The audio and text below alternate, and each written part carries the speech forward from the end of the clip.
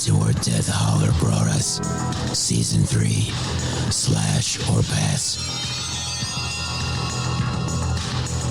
It became the classic horror film podcast of its time. And now Death Holler brings us the most shocking season ever. 10 more parts. Season 4, Dead or Dead. Yeah, they're dead. They're all messed up. Imagine, if you will, that one of the hosts is absolutely terrified of zombies. So, what's the plan? Bash him in the head, that seems to work out. Now, accept the fact there is no escaping this horror. Death Holler brings back the dead.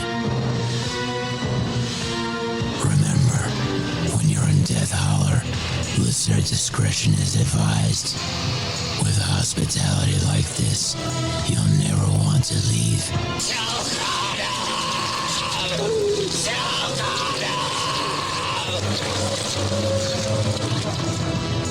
We hope you stay alive. When there's no more room in hell, the dead will walk the earth.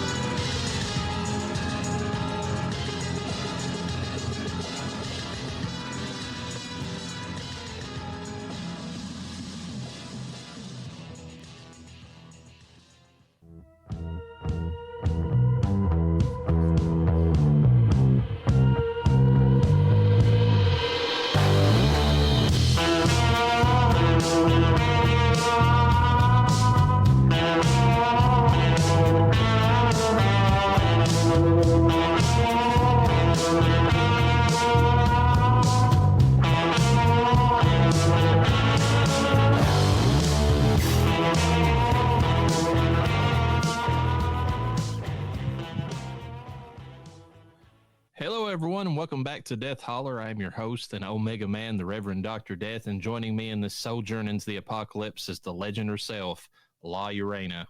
Think you could take on a pack of fast-running vampires, Llareyna? I mean, I would prefer not to because exercise is just not in the afterlife for me. I'd rather not, but thank you. I'll pass. I think I would too. Yes, we are reviewing a selection of vampire films during zombie season. It might seem like we've jumped track not even a month in, but hear me out, folks. This is part of the modern zombies history. All of the films we're covering today are versions of the novel written in 1954 by prolific genre writer Richard Matheson. He's famous for such classics as Nightmare at like 20,000 Feet, I believe is the name of the episode on the Twilight Zone, where, Shatner's looking out the window and sees the creature on the wing of the plane. Steven Spielberg's first movie, Duel, is actually based upon a story by Richard Matheson. So he's got a lot of bona fides in the genre. But why is this novel important? Well, it is documented as one of the main sources of inspiration for a young filmmaker by the name of George Romero. Don't know who that is. I've never heard of him. When he was coming up with the concept of a little movie called Night of the Living Dead. The zombie apocalypse idea came about because of the novel I Am Legend, which is the one we're speaking of. So today we're going to discuss 3 different film takes upon that seminal novel, all with varying faithfulness to the source material. So make sure the garlic is still fresh, gas up the generator, and barricade yourselves against the undead hordes as we discuss The Last Man on Earth, The Omega Man, and I Am Legend. First, if you're enjoying the podcast, we'd appreciate it if you could take the time to like, comment, subscribe on whatever podcast platform you prefer. It helps us get more visibility on podcast listings and helps us grow. Also, consider following us on social media. You can find us on TikTok and Twitter under Death Holler Pod, and we can be found on Instagram and Facebook under Death Holler Podcast. We appreciate everyone who listens and hope you enjoy the show. Let's attack some bees. What is that? What is that? What is it? Oh, no, not the bees! Not the bees! Ah! Open my eyes! I didn't quite say that when I was watching this particular movie that I'm going to bring up, but it wasn't far off. Not my eyes, please. The movie I'm talking about this episode is I Am Omega from 2006. That is such a ripoff. Yeah. That's like trying to get your Omega Man and I Am Legend from Wish. It basically is. So this movie is if you know that those how they used to do Redbox. Well, I don't know if you was big into them, but Redbox used to have this thing where they had these also ran movies. So if like Sharknado was going on, like and real big on like sci-fi, Redbox would have a bunch of movies that were knockoffs, like Bear Tornado or whatever. Something stupid, Cocaine Sharks. Cocaine Sharks. This is that type of movie, and it was made literally a year. It was made before this, but it was released right as they were ramping up the advertising for I Am Legend with Will Smith. So it was a cash in. It's 2006. Okay, I totally missed that because I was thinking that this was around the time Omega Man / Last Man on Earth. Okay. No, they filmed this, I think, maybe early 2000s. It kind of got left in the, development hell. And then, I don't know if it would have got released, but then I Am Legends, started getting traction. Or like, hey, we might get some money out of this. Let's release this. Jesus. Tagline, the last man alive must battle a planet of the dead. I mean, that's the general plot of these movies, so that works. Yeah. Directed by Griff First. What a name. Written by Jeff Mead, who did the screenplay based upon the novel by Richard Matheson, obviously. Music by David Raiklin and Mark Waters. Principal players, we have Mark Dacascos. I don't know. Dacascos. I'm going to go with that. I have no idea. Your guess is as good as mine. Who plays Renchard, our seemingly lone survivor. I'll get to that in a minute. He was in movies such as Brotherhood of the Wolf, John Wick Chapter 3, and Double Dragon. He's kind of just, he's more of an action type star, and this movie plays more to action than any of the other ones actually do. So it's in that vein. Got a vaguely Asian appearance. I don't know what ethnicity Mark is, but that's kind of what he's got going on. And they use him a lot for those roles. Okay. Jennifer Lee Wiggins plays Brianna, who is a girl who seems to be immune to the virus. A lot of the plot revolves around trying to rescue her from the city because since she's immune, they're wanting to try to synthesize her blood and try to make a cure out of it. Does she have one eye that's different color than the others? I mean, let's just rip off from multiple movies, I don't think she does. I mean, she's not a bad looker, to be honest, and there is some chemistry between her and the main character toward the end of the movie, so there's that. She was in movies such as Hornet, Arctic Apocalypse, and Asteroid Ageddon, so she's used to these knockoff movies. Okay. I mean, Arctic Apocalypse. All right. Jeff Mead, also one of the screenplay writer. That should tell you something. He's the third lead in this movie. Plays Vincent. He's one of a pair of misfits out to save Brianna, or is he? Actually turns out that him and the guy that he rides up with are like part of a faction who sees Brianna as a threat to the new way of life. They like having the world be a post-apocalyptic mess because it got rid of all the bullshit, and they don't want her going back and saving it. So they're out to take her out, basically. Okay. I mean, it makes sense. Yeah. Who's the minority?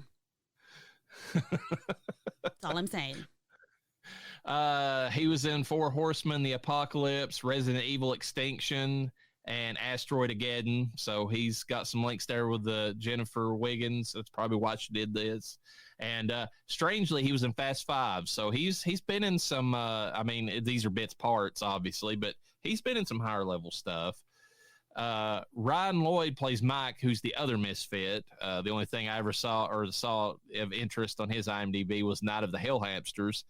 I don't think I would want to watch that, but that could be a nice, Attack of the Bees for when bad animals go bad. Yep. Yeah. And then finally, Joshua Schlegel plays Renchard's son in the past tense. She's shown for a brief scene at the beginning of the movie. when the vampire apocalypse starts, the babysitter or whoever it is trying. It doesn't really establish who the woman is. It might even been Richard's wife. Is trying to get him out of the house, trying to get him to safety, and they both get taken out by a vamp. So, Okay, so just so we're clear for all 13 of our listeners, I think 18. We're growing. I'm just kidding. We're talking about vampire zombies, correct? They are more like zombies in this movie. Yeah. I mean, there's very little vampire to them other than the fact that they don't go out during the daylight. That's it. Yeah, because I feel like that is... So there's zombie vampires. Basically. Okay. Trying to lay the foundation a little bit just so people don't get confused. Like, why are you talking about vampires? They're a hybrid. Well, when I talk about Last Man on Earth, I'll get into that more. This movie doesn't deserve the length of the novel because it's in the barest minimal to the novel that you could possibly be. It does have the closest to zombies of any of these movies, though. Like I said, the actual, and I want to say that there is a scene during the daytime where one of the guys gets attacked out in the open by the vampires. So even the dates, they're not out during the daytime thing is not even held to as much in this movie. Kind of just a cash grab, you know, for all it is. So, synopsis: after losing his son during the first days of the ghoul apocalypse, I'm just going to call them ghouls because they're closer to that than they are anything else. Okay. Richard fills his days scouring the city for nests of ghouls and his nights trying to communicate with any of other survivors. He has about given up and accepted he is the only man left alive when he sees an internet video, which is a whole other thing. If the apocalypse is happening, I don't know how the internet's up and running, but we'll leave it at that. Yeah. Of a young woman claiming to be immune to the virus. Thinking he is going insane, Richard refuses to accept the video is real until two survivalist misfits from a nearby colony blow up his home in a very bad CGI explosion and demand he helps them save the girl. L.A. is rotten. The dead are a-knocking, and Richard is ready to blow the whole place to hell because that's the reason they're having to go there to save her. He has rigged C4 to throughout the entire fucking city somehow over the course of the years that this apocalypse has been going on, and he's just ready to blow LA all the fuck up. This movie was made in, 2006? Yes. You think this was the foretelling of Los Angeles now? I mean, I'm going to be honest with you. The only thing keeping Los Angeles alive is Disneyland and Universal Studios. That's it. I would say that John Carpenter's Escape from L.A. is probably closer to how L.A. would be or is now probably. But if you've never seen that, it's got some interesting post-apocalyptic L.A. stuff going on. Are we doing a post-apocalyptic season? Because it's hard to do that when we're doing zombie season, and that is the forefront of Apocalyptia. We might do a John Carpenter season. Okay. And then we can, okay. Or link him with some other major director and make a season out of it. Because I don't know, we've already parceled out a little bit of John Carpenter stuff already, so we'll see. True. It's hard to fit Escape from New York and Escape from LA into anything because they're not really horror movies or just post-apocalypse movies. Yeah, but that scares the shit out of some people. That really gets people down to the core. It is true. This movie got cheesy acting. The zombie visuals are not bad. They actually put some decent. And I will say this: the zombies in this, or the ghouls, are actually better than anything that they put in I Am Legend. So I will give them that because they at least went with practical effects. But acting's terrible. Movie barely, has the same kind of plot as a million different zombie movies with only just scant connections to I Am Legend, the book. So it is, unless you're wanting to complete your viewing of any of the I Am Legend, movie adaptations, I would not watch this. Yeah, just the zombies don't look terrible, but the actors look so fucking cheesy. They're pretty damn bad. Yeah, it's funny because you wouldn't think that just looking at somebody, you'd be like, yeah, that looks like they're a terrible actor. No, they actually do. It's funny. I feel bad.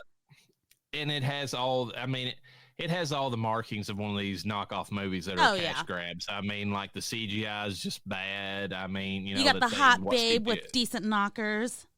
that she's one highlight because, like I said, she's not bad. But Yeah. like, I mean, otherwise it's not that great of a movie. The action scenes that the main character Renshard that Mark plays, he does a pretty good job. But he's in movies as an action guy, so I mean, he's used to that.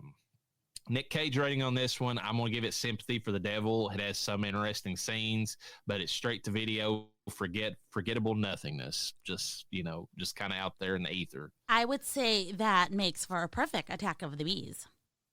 It is all these movies. It is definitely the B movie out of all of these. I feel like Attack of the Bees should have a rare gem every once in a while. They can't all be good B movies, They're not intended to be.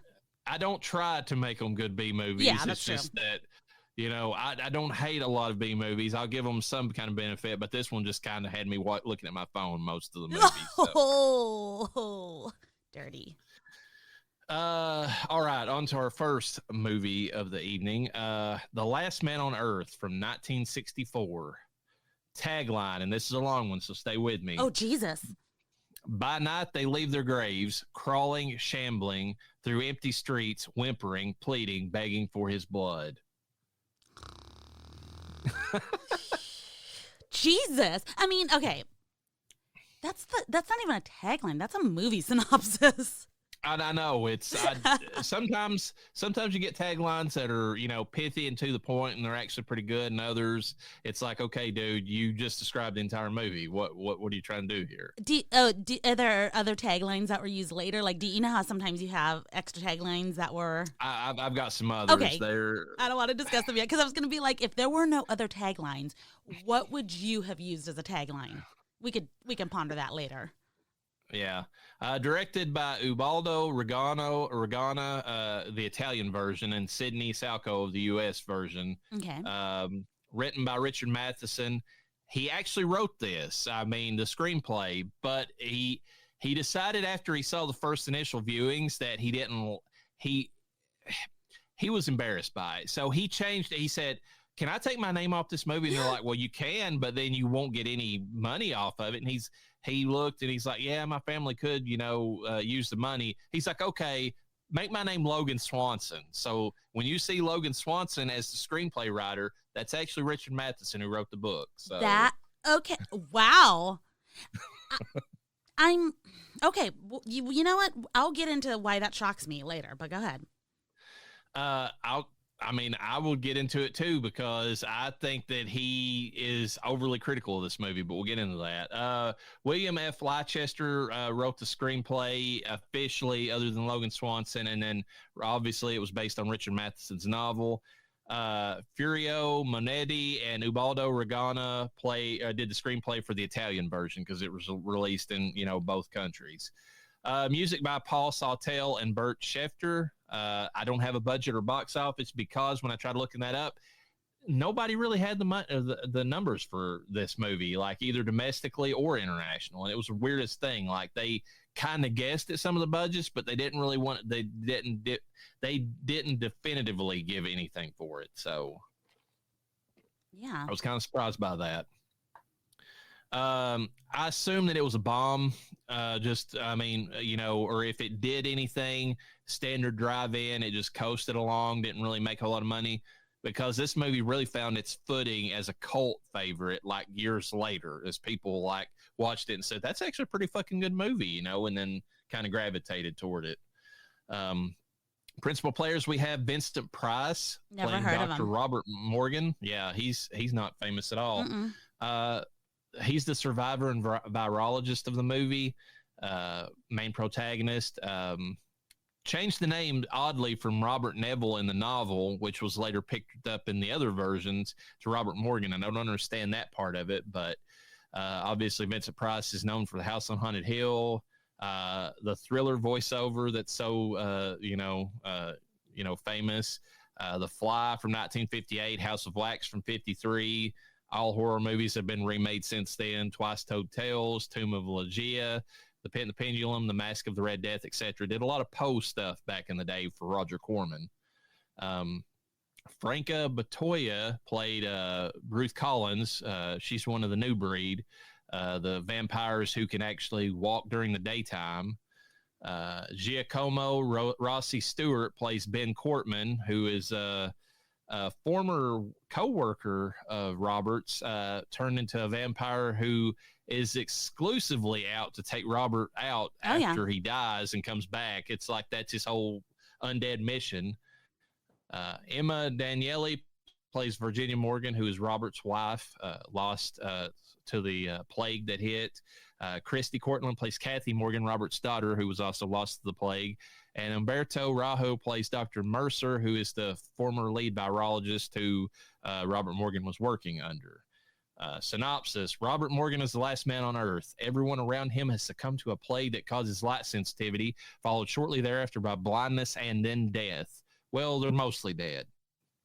Those who aren't burned in the plague pits are reanimated with a thirst for human blood. Spending his nights barricaded in his home as the ghouls desperately try to make him their next snack, and his days hunting down the nest of the nocturnal fiends, Morgan finds his new existence to be fairly monotonous. That is, until he meets a seemingly normal girl taking a daytime stroll through the park. Ben is taunting, Morgan's memories are haunting, and the daywalkers can't abide the last man on Earth. Other taglines, in all caps: how much horror can you face? Jesus.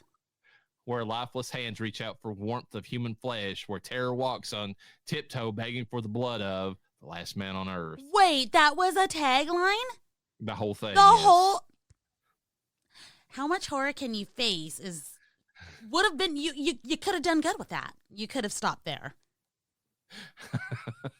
This one goes a little weird. I guess this was more Italian based. Oh, yeah. What can she want? Who can satisfy her? Soothe that half-mad sob, that lustful giggle, that tortured scream of pain. The dead know, and so does he, for he is the last man on Earth. I'm like, are they talking about that? They talking about the new vampire girl that pops up, Ruth? Because like I don't know which vampire is getting all freaky with her. Yeah, what the heck, dude? Do you dare to imagine what it would be like to be the last man on Earth or the last woman? They could have stopped. Why they had to add, I don't even know why they added the last woman part. Equality. I don't know. That wasn't a thing back then. Day, yeah. No, that definitely wasn't a thing. But it would have been so good because the movie is called The Last Man on Earth. Like, not the last man and woman. The last man. Like. I don't know. And then this last one: alive among the lifeless, alone among the crawling creatures of evil that make the night hideous with their inhuman craving. I mean, that's better than the first one. Like the tagline they used, I would say the last one, although it kind of doesn't get to the point, but it does. Does that make sense? Yeah. I don't know. It's one of those things where it's just they're all too long for what this movie could have used. Here at Death Holler, we do not like the TLDR at all. Well, I mean, if you're wanting a tagline for a movie, you want something memorable that, is like short, but like, it gives you the essence of the movie in like one sentence at most or something. And some of these are fucking run-on paragraphs, I mean, for this one. Quotes: Robert Morgan, December 1965. Has it been? Is that all it has been since I inherited the world? Only 3 years. Seems like 100 million. I bet. Robert Morgan, another day to live through. Better get started. Why are these all from Robert? No, I'm just kidding. Yeah, like there's so many people in this movie. And I'll get to that. That's one of the criticisms of it. And I don't understand that either, but I'll discuss that in a second. Ben Cortman, there are stories being told, Bob. And then Robert, by people who are out of their minds with fear. And then Ben's by like, well, maybe, but there are too many just be coincidental stories about people who've died and have come back. And then Robert responds back, they're stories, Ben, stories. If only that were true. Yes. Ben Cortman, Morgan, we're going to kill you, which is what he says on repeat as a ghoul. Yes, when he comes back. When he comes back. Ruth Collins, you can't join us. You're a monster to them. Why do you think I ran when I saw you, even though I was assigned to spy on you? Because I was terrified what I'd heard about you. You're a legend in the city. Moving by day instead of night, leaving as evidence of your existence bloodless corpses. Many of the people you destroyed were still alive. Many of them were loved ones of the people in my group. And I left that in there because that line is, and it's in the book too, reveals that he's Neville/Morgan has not just been killing like the mindless vampires. He's been killing the ones that are the new type as well. Yeah, So I mean, that's why he is a monster to the new race of vampires. And then finally, Robert Morgan, they were afraid of me. They were afraid of me. They were afraid of me when he finally realizes that he is a legend to them. He is the monster of the movie. So the new. Yeah. I would like to add a line, and it is, I am a man, the last man. He wanted you to know, everyone. Whenever he's calling everybody, I like that line, but also when he calls them all freaks, I like that too, because he, you're just a bunch of freaks. Now, I'm going to skip around on this because I want to bring it up because we just mentioned it. Robert Morgan obviously has the bulk of the lines in this movie because the movie is mostly scenes of Vincent Price by himself living in this apocalypse with just like Ben outside screaming about how he's going to kill him for the most of the movie. They do a flashback where you see Robert's life right before the apocalypse. And I love those scenes. We'll discuss that in a little bit. But biggest criticism of this movie is that Vincent Price was not the right person to play this part. And I don't get what the criticism is of that. They said that he doesn't seem like, their argument is that Vincent Price, I guess because he is so associated with playing these like European, like gothic horror people that, like his accent and the way he carries himself, that he doesn't seem like an everyman USA guy that would be like the, just the standard stock, like, hero that you would imagine in a movie like this. You don't know who, when it comes to being these specific movies, you don't know who is going to be the last man. It could be a thin, frail, pale guy that, is affected by the sun just as bad as the rest of them, but because whatever in his DNA has allowed him to stay alive, it could be that. They're not going to be like, oh, here's an all-American meat-loving motherfucker that'll be our hero to take us to the new ways, And I agree with you. And when I read the novel, which the novel is fantastic, it holds up to this day. When I read the novel, I was like, I didn't imagine a guy who was like a big, like, action hero type guy. He was more of like an average dude. And like, I feel like the, I wouldn't say frailty, but just like the non-athleticism of Price in the movie actually worked to make him sympathetic as a hero, to me at least. In the movie, he didn't ask to be the last man. It was a fluke that he was, and it's not a great existence. And I'm sorry, but can we just discuss? I knew it just by watching this film. He's a tall ass motherfucker. Yeah, he was a very tall, lanky guy. Yes, he is 6'4", and I don't even think he's lanky. There's lankier guys than him. I thought he was. Well, there are, yeah. I thought he was pretty average looking, but I knew by the way he has a slump. He has the tall person slump, and y'all can't help it. I mean, I stand like I'm bigger than I am. I'm not, especially when I'm facing somebody who's 6'4". But I'm looking and I'm like, they can't fit him and his feet into a shot. Not without being far away. Like cameras they weren't as advanced as they are now. I'm like, he's a tall motherfucker. So I had to Google it. Yeah, 6'4". I think that 6'4" is not even average now. We're not even close. So imagine back in the day. Yeah, and maybe that too is what they were arguing. Like, and actually I have seen that because they said they wanted somebody with more of like an average build that's not as tall and thin as what Vincent Price was. And I'm just like, why does that matter? Like, I don't understand why that is a complaint against this movie. Like, it's one thing if you say that like his line delivery was a little eccentric or whatever, which I didn't even really get that because he's been way more eccentric in movies than this. Yeah, I thought he was actually. I'm not going to say bland because he wasn't boring, but he spoke as if there's no one to speak to. Like, which is the point. Yeah. He was. In a way boring, but not. It's hard to say. I wasn't like I wasn't like, oh my God, this is Vincent Price. I wasn't starstruck when I saw him. I've never seen any of these movies other than I Am Legend, And I was just like, how much life is there in someone when there's no life around you? Even the ones that are alive around him are dead, technically. I think going by what you're saying is, and it's a good point. The lifelessness that there might be in any of his delivery is just like that monotonous, like, I'm alive another day. Yes. Let me go do my routine that is pointless, like he's at the point where he's kind of like giving up on everything a little bit. Yeah, and like, I don't fucking blame him. I mean, he literally spends his night just barricaded inside, wakes up, has to go get fresh garlic of what's left, which is getting thin.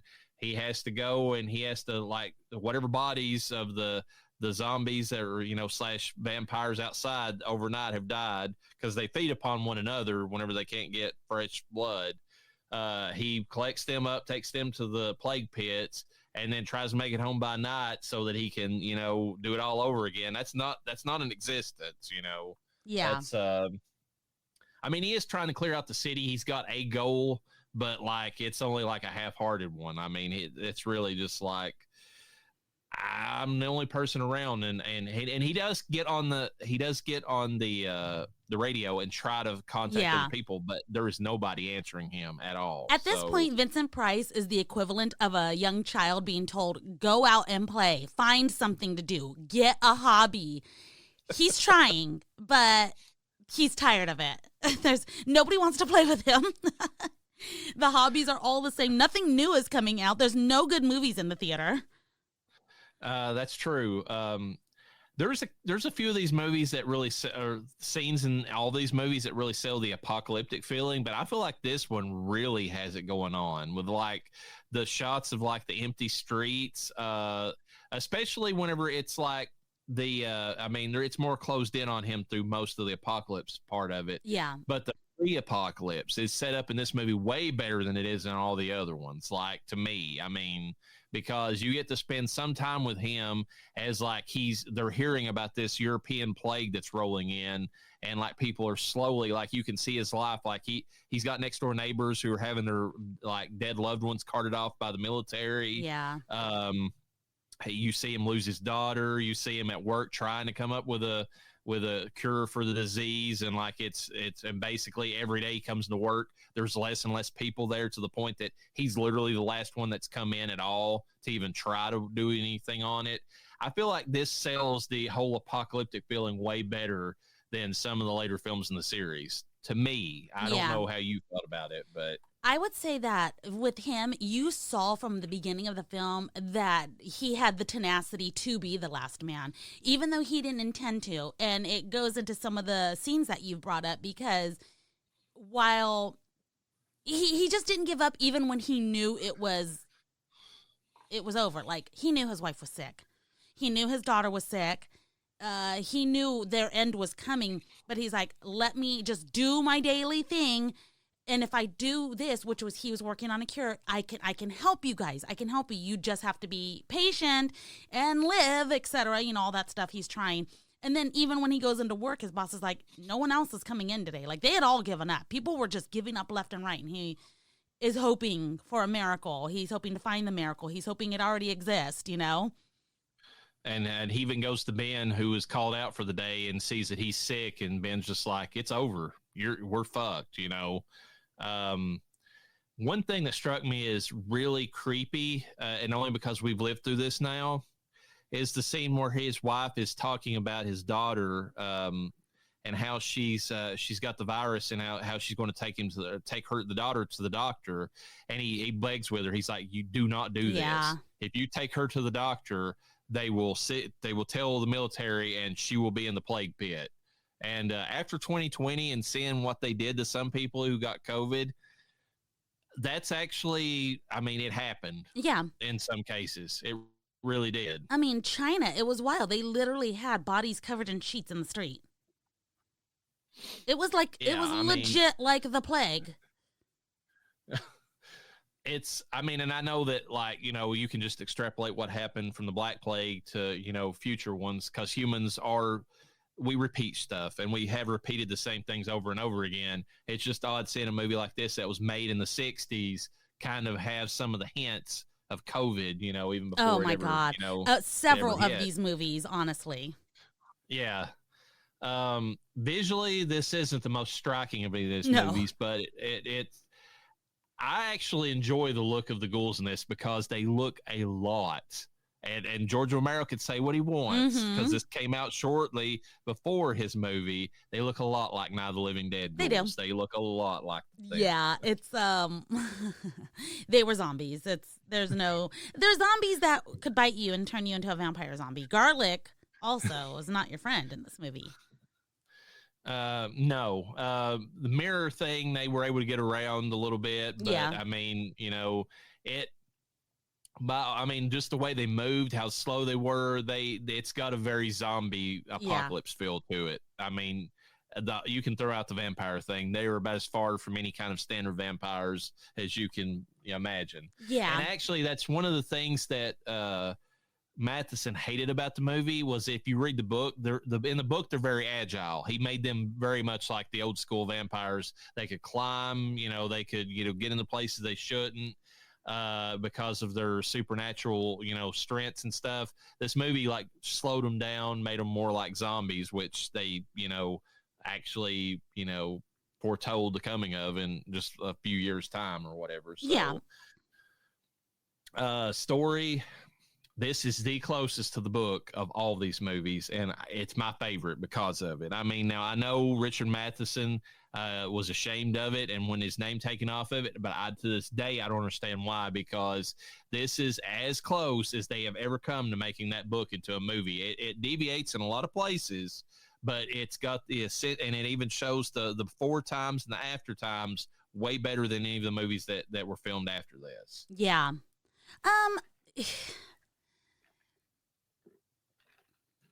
Do I go into it now? I don't know what it was. Go ahead and say it. I don't know what it is about this movie, but this is the first old movie aside from 13 Ghosts that I was like, this is fucking amazing. I fucking like this film. So, spoiler alert, guys. I fucking liked it. I didn't like it. I loved it. I have not read I Am Legend because that's what these books are based off of, right? Yes. I Am Legend. I have not read that book, so I can't compare to them. But something about this movie, the only thing visually you're going to get from this movie is the actors. And let's be honest, Vincent Price at 54 years old, I looked it up. That's how old he was. Strikingly handsome for that age. His wife, who was in her 20s in this movie, fucking gorgeous. Those women back in the day, just so fucking classically beautiful, And it was filmed, and they got Italian women, which also they always accentuated any of their features, and you know what I'm talking about. Oh yeah. They always made sure they got knockouts, whenever they got them in their movies. They did. They made sure they got knockouts, but they also made them look like naturally beautiful, not overly done beautiful. I don't know how they managed. Well, probably because the women were just already naturally beautiful. So there's that. Even the lady at the end of the movie who was like, she was technically one of them, but she had a vaccine to kind of keep her controlled to a degree. Yeah, she was gorgeous too, even when she was all disheveled and everything. Yeah, there was one scene where she almost got a little on the ratchet side or whatever you want to say, but that was right as she was turning over to one of them without her, vaccine hit. So yeah, this movie was very much, obviously it was based only off of one person, the last man on earth, but he had to emote for everything. He had to show compassion, which he did for, animals. It's hard to have compassion for these people that are trying to kill him every night.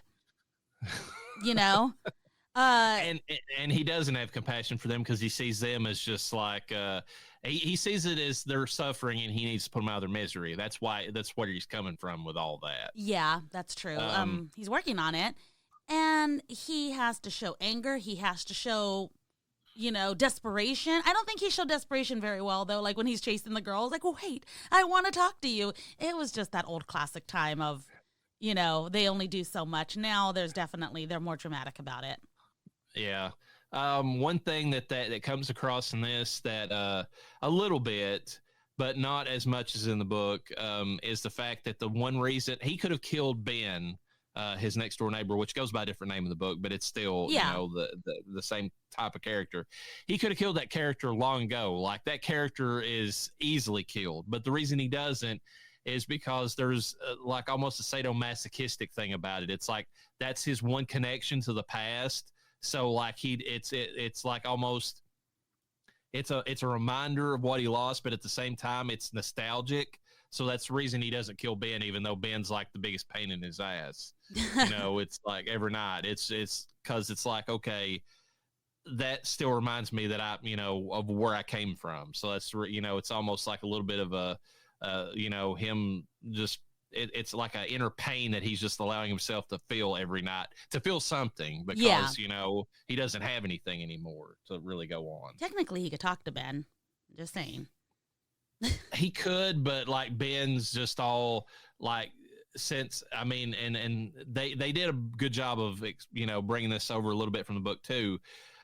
His next door neighbor, which I think is a Jewish character in the book, and they make a big deal of that in the book too, that the religious symbols only apply to the, you know, to the vampires / zombies if they were religious in life. And his next door neighbor doesn't respond to crosses, but if you show him like a Hebrew, you know, like star or whatever, then like he, you know, that actually repels him because of his religious beliefs. But like, it's one of those things where if his like Ben hates him or is so bitter at him over not believing him over the virus that like he refuses to, I mean, like that's what fuels him every night. Yeah. So if he did talk to him, that's all he would ever get out of him is just like the hatred, you know? Well, I mean, it's better than nothing. I'm just kidding. I don't know what I would do in that situation. I don't know how one has the will to live that long when you're literally by yourself. Like, to not be driven mad, which he kind of thought he was. Well, that might have been the Omega Man, but they show the insanity more in Omega Man. That's the one benefit it has over this movie. But like, there's a little bit of that in this one. I mean, he does kind of, I mean, you can kind of see he's like a little frayed at the edges, and I think that's more like Vincent Price and, you know, like the way he comes across, but he does bring that a little bit. Yeah. So that was the visuals. Did we go over the story? Because I felt like we kind of steeped into acting already. The story is pretty, well, you said it follows the story of the book, but I don't think a lot of people know the book so much as they do the movies. The book is basically, I mean, a similar situation to what you see in this movie. You start out and you're following Robert Neville. I don't even know if he was a virologist. I think that might have been added in this movie because I think he's just like an average everyday guy. And he just so happened to have been like maybe a civil engineer. There was some reason why he was in another country at some point in his life. And whenever he was in like South America or someplace like that, he was bit by like a vampire bat, and like he got a little bit of a virus, but he got over it, and that somehow made him immune to the vampire virus. He got the China flu. Yeah, basically. And he became immune to it. And so like, that's the reason he's the only person who's left alive, and you're kind of following him along, and he goes back and he, you know, like when he meets certain vampires who are from his past, he kind of he does flashbacks in the book, and you kind of see his life before the apocalypse, but you kind of follow him as he goes along, and he finds these nests of vampires, and he takes them out, one at a time until he finds the dog. And and it's way more drawn out in the book than it is in this movie. He spends time with that dog. That's like that. You can tell it focuses on his mental aspects, and like he actually has something alive that he can, spend time with. In the movie, it was like he was so excited to have a friend. Yeah, and he is in the book too, and they spend time together until eventually the dog does run off one day, and then presumably gets hurt by one of the crazy vampires, the ones that have no control over anything. Yeah, and then he has to he does what he does, and then he's distraught again, and then he sees the girl. And she seems to be alive, and then he thinks that, until he finds out otherwise. And then that's when, and the ending's kind of similar. They bring him to like this church-like setting, and they basically sacrifice him. But in the book, it's way more negative because he's like looked under a microscope. He's been he's been like freelancing as, like studying like the virus or whatever in his spare time. And he happens to have looked at the blood of the girl who kind of sold him out, because she sells him out in the book. Yeah. And whenever he looks under a microscope, he sees that where she's so confident that she's like the new breed and they're going to start a new society, he sees that her blood starts breaking down just like the other vampires, the crazy ones. Yeah. So all these new vampires are going to go insane just like the other ones. It's just a slower process. And so when they're killing him, he's kind of got like a cynical laugh about it. He's just like, all right, you're doomed too. Fuck you, that sort of thing. Yeah, they kind of show that in Omega Man, that even though you're part of this new solution, if you will, or new breed, he's noticing that he's finding dead ones, and for no reason. It's like they just fallen over and died, even after they've had fresh food, Also, I found it kind of strange. So in this movie, towards the end, he, quotation mark, cured her. He did an antibody infusion, which also way ahead of its time. For those listeners out there that don't know, I had an antibody infusion for COVID.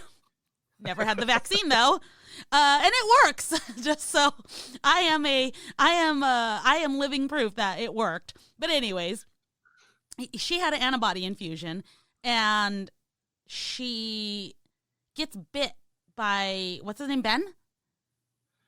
Yes. Ben breaks it. Which, by the way, first of all, can we talk about? I'm going to backtrack a little bit. Let's talk about the barricading of this house and how weak it was.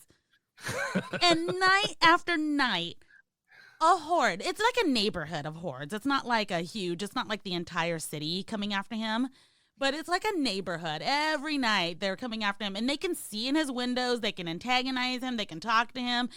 These boards are barely on, and they've been coming after him for 2 years, but it's just one night Ben just tries the back door, and he's able to get in. No fucking problem. I always take that in this movie, and you have a point, but I always take it in this movie is that like one of two possibilities. Robert has, because the girl is introduced, he is getting sloppy. Okay. He's not doing, which I agree. He's more focused on her. And also, I wonder if it's a death wish. Like he doesn't care anymore, so he's not doing what he needs to do to keep them out. I mean, do you think, well, maybe prior to meeting her, but after meeting her, well, I guess he's very unsure about her, and he finds out real quick in this movie who she is. So I was about to say, because you feel like that would, even then though, I would want to know more. I mean, just like R in, Warm Bodies, it's like, why are you doing this? I'm terrified of you, but I'm also intrigued. Like, I don't know. I don't, and he doesn't get a lot of time with her, to my knowledge, in the book either, because like he has way more time with the dog, and then like then it's like then he meets her, but then like she quickly sells him out. And this one, she kind of sells him out, but then at the same time, when she realizes what he is, and that might be in the book, it's been a while since I read it, she kind of has a change of heart, but it's too late. They already know where he's at. So. Oh yeah, they know what's up. But yeah, so does the fucking neighborhood. It's not like it's been a surprise. It's not a secret, okay? You're just not working hard enough. I don't know. But anyways, going back, so she's been healed. She's got the antibody infusion. Ben bites her. Does that turn her into one again? Does that counteract the infusion? No, I wouldn't think so, because to my knowledge, if Robert was to get bit, it wouldn't affect him that way. It's just they can still kill him, like tear him apart or whatever they're going to do. But like their bites have no effect on him because he's immune to the virus. So. I was wondering about that. I was like, oh, fuck, all that work for nothing. So she, at the end of the movie, she is immune, and in theory could pass on her immunity to them if they were able to synthesize it and do whatever they need to do with it. But I don't know if they don't really give a hint that that's what's going to happen to this new, group of people. They leave it open to, I don't know, whatever you think is going to happen. It's a choose your own adventure in your own mind. The music in this one, surprisingly, I I feel like there's little of it. It's more like classical in places. But one of the things that I think this movie does really well is that there's a lot of no music, meaning it's got like that empty, like apocalyptic feeling to it. It's like there's no sound, you know. When there's no music in one of these classic films, it's almost like the voice of the actor who is on screen is the melody that you hear. They're the music, you know, the tone of their voice and how they're pronouncing things, etc. is what is the rhythm of what you're feeling. So, if anything, it sets the tone of how intense the scene is. Are we scared? Are we calm? What's going on? You know? Yeah, I mean, the actor then sets the stage more than the music necessarily, and there's nothing wrong with that because I mean, if you got a good actor, they can sell it, and maybe in some movies they actually over rely on music to kind of sell the mood when the actor should be bringing more of it themselves. Yeah, and I think the music was appropriate because when like someone's breaking in somewhere, you know, which by the way, the glass breakage in these films so weak. I wonder if that's what it really sounded like versus them using a soundstage and breaking glass or adding the sound of glass breaking, because it was very Walmart. Well, also in this movie, I mean, it's very noticeable in the flashback scenes. All of the actors besides Vincent Price could not speak English, so you can tell there's dubs going on because their mouths don't match what they're saying. That's exactly. so funny. I noticed that, but I didn't think about it. Oh, that's how. I mean, it's not terrible in this. I've seen way worse, but I mean, Vincent Price, obviously being with him most of the movie, you only really notice it whenever they go back to the other actors. I mean, other than him. Yeah. But I love this movie. For an old movie, I think it's one of Vincent Price's best, honestly. I mean, it's actually very creepy in parts just because of the tone of the movie and the setting and everything else. It's not scary, I mean, but it Speak for yourself. I'm just kidding. It sells what it's trying to go after, though, that post-apocalyptic feeling for sure. I mean, definitely the feeling of loneliness. Yeah, and I know that Romero was inspired more by the novel than the movie, but I can't help but think that he might have seen this movie at some point, and it also stirred some things, you know, as far as like what he wanted to go for. Do you want to go into trivia now on this one? To more accurately show how grueling it was for his character to survive, Vincent Price insisted on lifting real people in the back of his car instead of dummies. Wow. This is why it seems like he's taking extra care with the bodies and why it's so hard for him to lift them up. For the scene at the pit, however, he's obviously handing dummies for obvious reasons. He's throwing them down a big-ass pit. Yeah. I think that's a good call because, I mean, it really sells it. I mean, it's like, and you think about it, I mean, that'd be rough, like having to lift like whole fucking bodies. Yeah. Like, you know. And then you don't want to drop them on their head or anything. Established by many reviewers, including George A. Romero himself, as a graphic blueprint for Night of the Living Dead. So he actually did watch this movie, and he did actually get inspired by parts of it. And I know the scenes of Ben outside hammering on the wooden boards. I mean, come on, that's straight Night of the Living Dead. Oh, absolutely. Which is, I mean, I was thinking that, but I was also just like at the same time thinking, don't get upset because every film they got a little bit better at barricading or locking themselves up. And yeah, because there's 2 other films and they got better every time. But this first one was very, sir, my 13-year-old could break into that. He does a lot better job in the novels of talking about how every day he has to go back and get like more boards to because they pried off parts of it. It's very grueling for him because most of his day is fixing the house so that you can get inside of it at night. I mean, which makes sense. Vincent Price admitted in later years to having a fondness for the movie and rated it as superior to the Omega Man in 1971. I mean, he's partial though. Well, it's funny because we'll get to a statement made by Charlton Heston regarding what he views as a superior movie between these. Okay. And you guess which one he thinks was the better movie. Although this is much more faithful to the book than the Omega Man and I Am Legend, which are based on the same novel, it changes the main character's name from Robert Neville to Robert Morgan, while the other two leave it unchanged. There's also another noticeable difference. It depicts the vampires as slow-moving and uncoordinated. In the novel, they're fast and agile, like you would think a vampire would be. The script was written in part by Richard Matheson, but he was dissatisfied, like I said, and asked to be credited as Logan Swanson so that nobody would know it was him that helped make this. I think that was a mistake, personally. I still think he was overly critical of this one. Like, but and how big was Vincent Price at this point of the film? Was he well established? Or the 60s, he was pretty well known for, making horror movies. I mean, he was kind of a horror icon.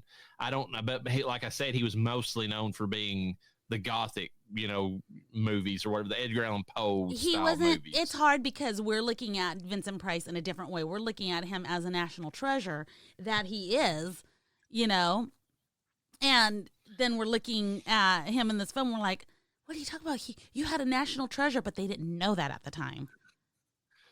Yeah, and well, also I think Richard Matheson was upset with this because think of it this way: I Am Legend is the book that actually got him like his biggest career break. Period.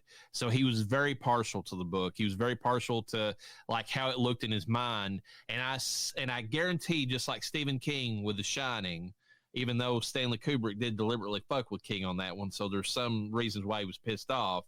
But just like Stephen King, it's like you see your baby put up on screen and it doesn't match what you had in your head, and you're like, fuck that guy. He didn't get what I was going for, Yeah. Whenever that was when it was done. I think that's part of it. I think that's why Matheson was more upset with this one than he was any of the other ones. Also, I'll get into it in a second. He actually had a different version of this planned a few years before, that he was going to work with Hammer Horror to make, and things fell through. And I think that's like in a couple of seconds here that I'll get into that. But that would have been a drastically different movie. Vincent Price is the only cast member to speak his own English, as I've stated earlier. Richard Matheson originally wrote the script in 1957, at which point it was to have been produced by Hammer Films with Fritz Lang slated to direct. Matheson was disappointed when Lang was replaced shortly before filming began. Matheson was just a bitter Betty this whole time, it sounds like. Yeah, well, he had bigger plans for the movie, and it kind of it's like, oh, we can't make that because of this, that, or this reason. Okay. Handed it off to the Italians. I think the Hammer couldn't do it because they said it was too graphic or something, because Britain has always been very peculiar with how much just graphic. They don't care about nudity. They'll put that in there day and night, but if it's any kind of violence, they're like, whoa, cut that shit out, or we're not going to let your movie go by. And the Italians are like, all right, we got titties, we got blood, let's do this. They don't care. We got titties, we got blood, yeah. The first of the three feature film adaptations, of course, with the Omega Man and I Am Legend coming after. The novel was also made into a short film called Soy Leyenda in 1967. So I guess a Mexican, or maybe it could be Italian, I guess. I Am Legend. Why did that take me forever to... Oh, my God, I'm so dumb. I'm I was thinking Soylent Green. Which is funny, given who's in Omega Man. And yeah. Despite being a disappointment at the box office, the movie attained a cult following later on. The film was originally going to be produced by Hammer Films, like I said. They decided not to make the film and passed the script over to U.S. associate Robert L. Lippert, which produced the film in Italy. Hammer had tried to set this up as in the late 50s as a Night Creatures a name or whatever. Stanley Baker, Paul Massey, Lawrence Harvey, and Kieran Moore were all considered for the Robert Neville part. I don't get the whole thing gets Price in this, but whatever. Yeah. Since a clerical error caused the film's copyright to expire, which is funny because Night of the Living Dead has a very similar problem, it is now in the public domain and has been released on numerous low-budget home video editions. The Richard Matheson source novel is still under copyright, however. Richard Matheson himself felt that Vincent Price was miscast as Robert Morgan. Again, they didn't know that they had a legend in their film.